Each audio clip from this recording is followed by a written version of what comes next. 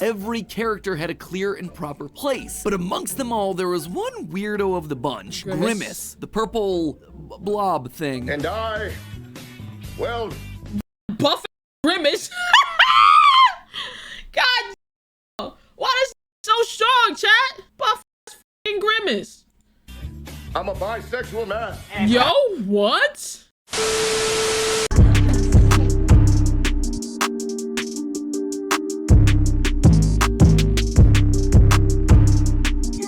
$200K.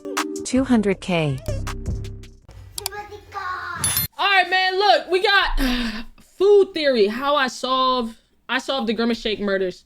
Now we've been seeing a lot of this Grimace stuff going on. Grimace women, the Grimace and all that stuff. So we finna check out what's going on with the Grimace Shake. Shout out. Hello, Internet. Welcome to Food Theory, I was about to where say we game know theory. a lot about purple-colored murderers. Some might say a bit too much. In case you've Punch was caught by police and got 160K took, but nothing or wow, that's accidentally crazy. been locked inside your basement for the last couple of weeks, let me catch you up in 2 words: Grimace Shake. You see, back in 1963, in an effort to appeal to kids, McDonald's launched their fictional character universe called McDonald Land, a fantasy world that was a lot like Willy Wonka's chocolate factory with all the candy swapped out for fast food items. You had milkshake volcanoes, trees that grew apple pies, filet-o-fish lakes, you know, just the absolute...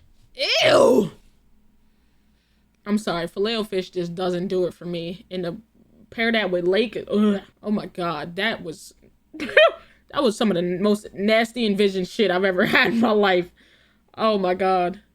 But apple pie trees is kind of crazy. Healthiest of magical food-based lands. And just like with any good fictional world, McDonald Land was filled with a cast of colorful personalities. You had, of course, Ronald McDonald, but you also had supporting characters like Mayor McCheese, Officer Big Mac, the Fry Kids, Birdie the Early Bird, and of course the Hamburglar. Hold on, I don't know. I know Mayor McCheese.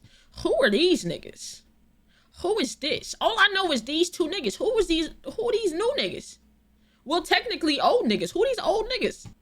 And all these guys made sense because they related directly back to the food. The Fry Kids are fries. Duh, the Hamburglar steals food because it's so the good. Hamburglar. Birdie, the early bird, was there to shill I'd never seen this bit before. for all the breakfast items. Every character had a clear and proper place. But amongst them all, there was one weirdo of the bunch. Grimace, the purple blob thing. And I, well, Damn, buff-ass Grimace.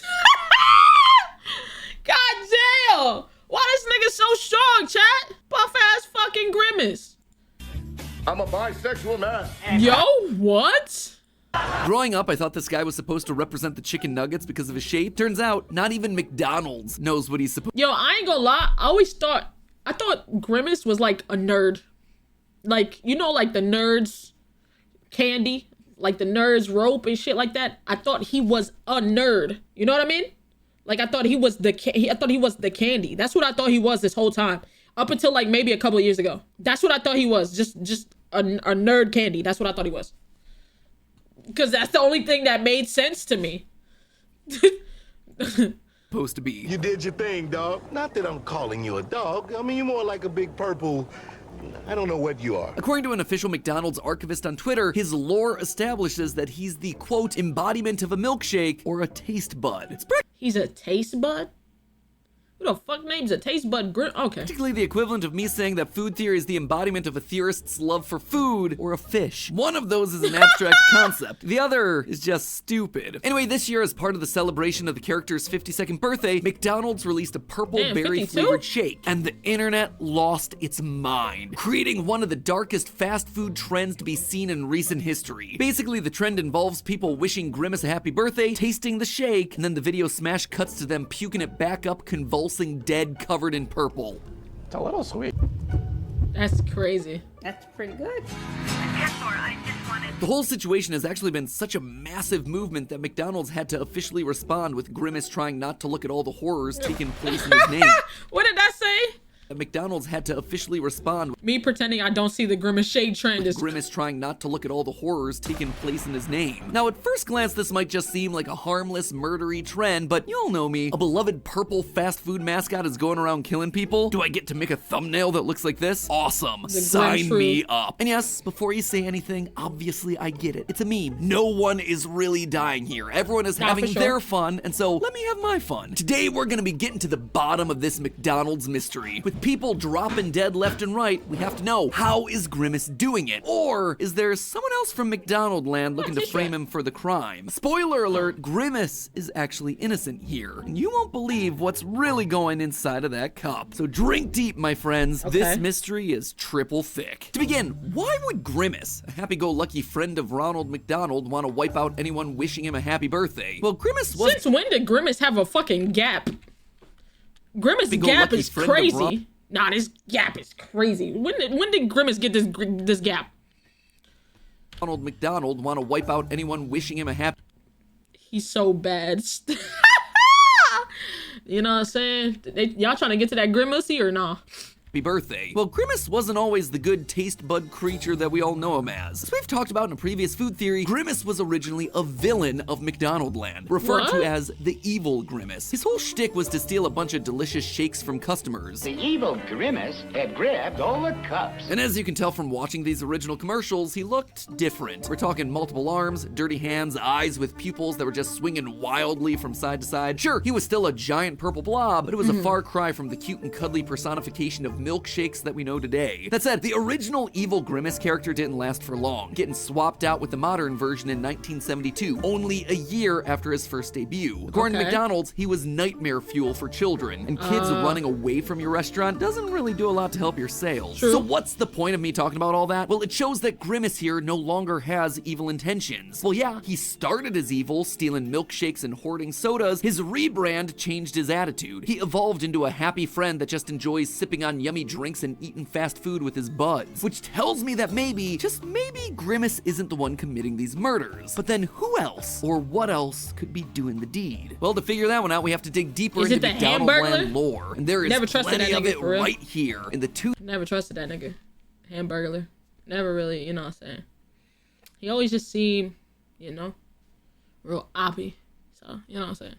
2001 direct-to-video series, The Wacky Adventures of Ronald McDonald. Yep, McDonald's made their very own cartoon. 6 40-minute episodes that looked like every animated Nickelodeon series got thrown together in a blender. It's a mix of Rocket Power, Rugrats, Wild Thornberries, and Real Monsters, which makes a lot of sense because they were all produced by the same company. You know what, chat? I fucking love this company. You wanna know why? Because I felt like it always had my name in it, chat. This brought back a fucking memory for me. I always thought this shit had my name in it, bro. I felt solidified. I felt great anytime I seen this. You see it, right? And the thing is, with my name, it's literally a capital K, a capital L, and a lowercase a. There's just an apostrophe there. So it's a capital K and a capital L and a lowercase a. I was like, oh, it's meant for me. Oh, y'all did this for me, for sure. You know what I'm saying? You know what I'm saying? For me, for sure. It's my shit. You know what I'm saying? So, hey, real quick, we got new merch, man. There's the Share a Smile drop that had just released a couple of days ago. We got it in white, black, and tan. I bought back some of the old merch that was selling really good because you guys requested it. So make sure you go check out the store. It will be linked in the description. And enjoy the rest of the video, man. Peace. This show literally has everything, including, and I swear I'm not making this up, a time-traveling ball pit. Sorry, FNAF, apparently McDonald's did it first. Anyway, while most of these episodes are just generic adventure stories of Ronald and the gang getting trapped in amusement parks or haunted by ghosts, there's one episode that really reframes the backstory of a member of the crew, Grimace. In episode 2, The Legend of Grimace Island, our little taste bud here receives himself a distress letter which prompts him and the gang to go in search of the fabled Grimace Island. I don't know where Grimace Island is? Basically, there's a whole race of Grimace monsters out there, all living on this one island. As the story goes, when their tribe's treasure was stolen by a horde of greedy humans, the shy and peaceful Grimaces, Grimultitude? Grimaces. Grimultitude is stick crazy. with Grimaces. The Grimaces danced so hard that they separated the island from the ocean floor and then floated away to ensure that no one would ever find them again. You have broken ancient Grimace taboo. No one is allowed to visit Grimace Island. Yep, this is in fact a show that really existed. The whole series is actually up here full on YouTube. I'll link it down in the description. It is a weird ride, man. Anyway, it turns out that the distress letter that Grimace got was a trap set by evil pirates looking to plunder Grimace Island for its lost treasure. Eventually, Grimace and the gang get rid of the pirates, and the local tribe decides to reward Grimace with the exact treasure item that he had just defended. You have shown us much, Grimace. There has never, ever been a Never, Grimace ever. brave enough to earn this ancient cup until today. A golden chalice. Grimace says Nigga sounds like a mix of he sounds like a mix of Patrick and fucking what's the dude's name from Bob's Burgers? Oh my god. Chat, y'all know who I'm talking about. No, not Gene. The Teddy. Yes. He sounds like a mix of like Patrick and Teddy, bro. he's excited to show everyone his treasure, and then the episode ends. This has been quite an adventure. Wait till everybody back home sees this. And that cup, that thing right there, I suspect that is the true Grimace Shake killer. Using clues from the episode, we can roughly approximate the location of Grimace Island. Ronald and the crew began their journey by leaving port in Florida. We know this thanks to the lighthouse that they pass right here, which, after a cross-sectional analysis of over 100 different lighthouses across America, most closely matches the Ponce de Leon Inlet Lighthouse in the southern tip of Florida. From there, we're told by Birdie that they have to travel south. So we know that their final destination is going to be somewhere around the Caribbean. This nigga really went into detail. Nigga found the exact lighthouse? Islands. Along the way, they encounter a humpback whale and a giant squid. While underwater, we see the pirate submarine pass through multiple coral reefs. Taking all of these factors into account, we know that Grimace Island must be near the coast of either Cuba, Haiti, or the Dominican Republic. This is further supported by the flashback we get to the humans invading Grimace Island. In this scene, we watch as a ring of men outfitted with ear stretchers and heavy face paint steal from the innocent Grimace tribe. Their style appears to be heavily referencing the cultural norms of Aztec and Mayan culture, where men were traditionally known to have stretched earlobes and where they used heavy face paint, especially around the eyes, for special occasions. Even the animal print clothing they're wearing is a match for Mayan or Aztec culture. It's most likely jaguar skin based on those small spots. And while these cultures certainly weren't the predominant ones of these particular Caribbean islands, we're still talking about the same general region of the globe, where there was some cross-pollination, and overall general references to the indigenous arts of this part of the world. But why does the location of Grimace Island matter when it comes to the real-life deaths happening on account of some specialty purple milkshake? Well, get this. Throughout the 2010s, there was a massive outbreak of cholera throughout Haiti. You see, cholera occurs when you drink tainted water or some other tainted fluid. An outbreak in Haiti quickly spread across the country due to inadequate water and sanitation infrastructure, and the results for the country were devastating. By the time it was finally under control, 800,000 cases of cholera had been reported, with more than 9,000 deaths. God damn. And guess what the symptoms of cholera are? Crippling stomach cramps, severe diarrhea, massive bouts of nausea, just like we see with the Grimace Shake videos. What kind of research team does this nigga have, dog? This nigga's research team has to be immaculate, because who the fuck is putting that together? Who's putting that together? And that's not all. In 2018, the news saw a similar wave of tourist deaths coming from the Dominican Republic that no one could quite explain. The symptoms, same exact thing. Cramps, sweating, internal bleeding, and vomiting. And with so many cases in nearby countries, Cuba was also affected in the mid-2010s with a wave of cholera cases of their very own. So we have ourselves a sickness that gets spread through drinks and attacks your body in the same exact way that the Grimace Shake does. And cholera, just like a Grimace Shake, acts fast, attacking within 12 hours. Now think back to the Grimace Island story. Human visitors come in to steal their treasure, and when one culture invades an isolated population, they bring with them sicknesses that those bodies have never experienced, creating massive problems for the indigenous population. I suspect that those humans brought with them cholera, or at least something adjacent to it, an infection that spreads through ingestion and then attacks the gut, which means that when Grimace brings back his prized cup, it's contaminated, and in his eagerness to show everyone his prize, Oh gosh, This has been quite an adventure. Oh, wait till everybody back home sees this. He's inadvertently spreading the disease to innocents. I mean, I think we can all agree the Grimaces are not the sharpest knives in the drawer. Heck, maybe Grimace is even using that cup as a place to mix his specialty shakes, which is why we're seeing people being affected so quickly. In the end, the wave of purple-themed decimation sweeping the nation is all an accident from an overeager taste bud wanting to share something that he's proud of with the rest of the world.